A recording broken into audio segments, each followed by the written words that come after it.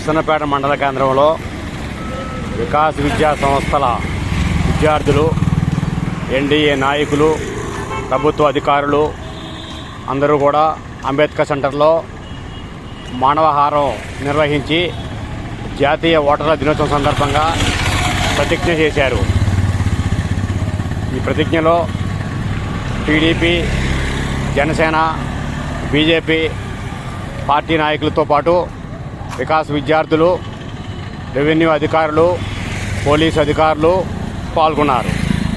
మరింత సమాచారంతో మరోసారి మీ ముందుకు 3 ఛానల్ ఆదరించండి, లైక్ చేయండి.